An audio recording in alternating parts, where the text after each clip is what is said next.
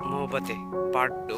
पहले की कहानी में आपने सुना, लड़की ससुराल पहुंचकर अपने पति और सास से लड़ाई करती है और वो उन पर खूब चिल्लाती है, मगर अफसोस कि वह अकेले चिल्लाती रहती है। उसका पति और उसकी सास बिल्कुल शांत रहते हैं। तभी लड़की अपने कमरे में चली जाती है और अचानक उसके बॉयफ्रेंड का लड़की के फ़ोन पर मैसेज आता है, कब आ रही हो पैसे लेकर। लड़की का जवाब देती है, सब्र करो, मैं वक्त पर आ जाऊंगी। तभी उसका पति दरवाज़ा खटखटाता है और अपनी पत्नी से कहता है कि खाना खा लो। तभी पत्नी कहती है, मैं खाना नहीं खाऊंगी, पहले मुझे इस अलमारी की चाबी दे दो। पति दरवाजे के नीचे से चाबी देकर कहता है, ये लो चाबी और तुम अपना काम करके खाना खा लेना, क्योंकि अभी तक मैंने और माँ ने भी खाना नहीं खाया है। माँ ने कहा हम आज साथ बैठकर ही खाना खाएंगे। लड़की कहती है, माँ और तुम खाना खा लो, मैं बाहर से खाकर आई हूँ। ये सुनकर लड़का चला जाता है। तभी लड़की जल्दी से चाबी उठाकर अलमारी खोलती है। अलमारी खोलकर वो उसमें क्या देखती है, अब आगे की बात आगे कहा कि उसमें दहेज के पूरे 3 लाख रुपए और सारे गहने रखे ही थे, बल्कि उसमें साथ में एक डायरी भी रखी हुई थी। जब वो उसे खोलकर पढ़ती है तो उसमें लिखा था, प्रिय पत्नी, मुझे और तुम्हारे पिताजी को पता है कि तुम किसी और लड़के से बेहद प्यार करती हो, मगर तुम्हारे पिताजी ने पता लगाया कि जिसने तुम पे प्यार करती हो उसकी पहले से एक बार शादी हो चुकी है और वो लड़का बहुत सी लड़कियों को धोखा भी दे चुका है। पर आपके पिताजी ने आपसे उस लड़के के बारे में कुछ भी नहीं बता सके, क्योंकि उन्हें पता था कि ये इश्क का नाश है, वह हमारे अपनों को और गैरों को अपना बना देता है। इसलिए तुम्हारे पिताजी ने मेरे आगे हाथ जोड़कर ये कहा कि मेरी बेटी को हमेशा ख्याल रखना। एक बाप के मुंह से एक बेटी की कहानी सुनकर मेरी भी आंखों में आंसू आ गए और मुझे ये यकीन हो गया था कि एक अच्छा पति होने का सम्मान मुझे मिले या न मिले, मगर एक दामाद होने की इज्जत मैं हमेशा पा सकता हूँ। और मुझे दहेज में मिले सारे पैसे और सोने के गहने मैंने तुम्हारे अलमारी में रख दिए हैं, क्योंकि दहेज के नाम से मुझे नफरत हो चुकी थी। इस दहेज के कारण ही मेरी अपनी बहन और पिता को खोया था, और मेरे पिता के अंतिम शब्द में यही थे कि किसी बेटी के बाप से कभी 1 रुपया भी दहेज न लेना।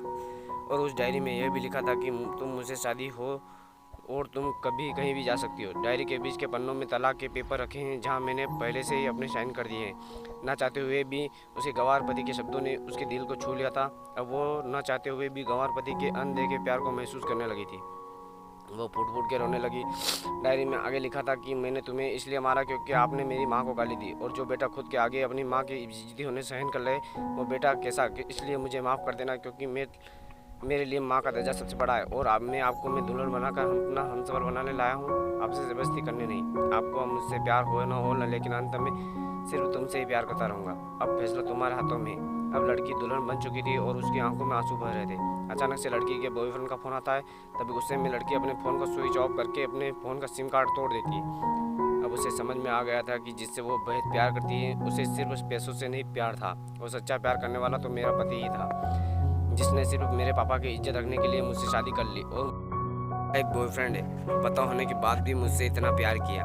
मैं अपने पति का प्यार क्यों नहीं समझ पाई, ये सब सोचकर वह रोती रही। फिर उसने रोते हुए अलमारी का सारा सामान जैसा था वैसे ही रखकर न जाने कब सो गई। अगले दिन उसकी पत्नी सुबह से देर से जागी, तब तक उसका पति ऑफिस जा चुका था। तभी पहले नहा धोकर उसने साड़ी पहनी, फिर लंबा सा अपनी मांग में सिंदूर लगाया, जबकि पहले एक बिंदी सी लगा दी थी साइड पर, ताकि कोई लड़का ध्यान न दे और किसी को ये पता न चले कि वो एक शादीशुदा है। मगर आज तो 10 किलोमीटर दूर से दिखाई दे ऐसी लंबी और गाढ़ी सिंदूर लगाई थी। फिर उसने अपना मंगलसूत्र पहना और किचन में जाकर सासू माँ को जबरदस्ती कमरे में आराम करने के लिए भेज दिया, और खुद अकेले ही सबका खाना बनाती हैं। पहले सासू माँ को खाना खिलाती हैं और फिर अपने पति को फ़ोन करके उसके ऑफिस का पता पूछती हैं। उसका पति उसको ऑफिस का पता देते हुए सोचता है कि कहीं उसने तलाक लेने का फैसला तो नहीं कर लिया, मगर उसे कहाँ पता था कि वो अब सुधर गई है और उसे अपना पति मान चुकी है। इतने में ही उसकी पत्नी स्कूटी लेकर वो पूछे जा रहे थे। तभी अचानक पत्नी सबके सामने अपने पति के सीने से लिपट जाती है और उसे कहती है कि सब ठीक है, मगर मुझे तुमसे कुछ कहना है। पति कहता है, हाँ कहो। तब पत्नी सबके सामने कहती है।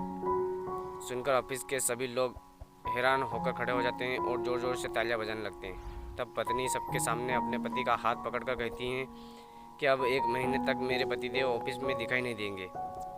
ऑफिस के सभी लोग पूछते हैं क्यों। तब लड़के की पत्नी कहती है, क्योंकि हम दोनों लंबी छुट्टी पर जा रहे हैं। पति पत्नी से कहता है, तुम्हें क्या हो गया है।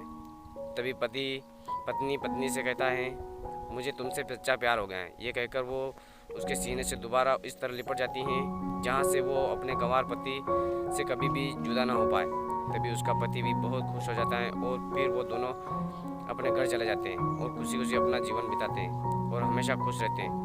तो दोस्तों, प्यार हमेशा उससे करना चाहिए जो आपसे प्यार करता हो और साथ ही आपके और आपके परिवार की इज्जत भी करता हो। पैसों से प्यार करने वाला इंसान कभी आपसे प्यार नहीं कर सकता।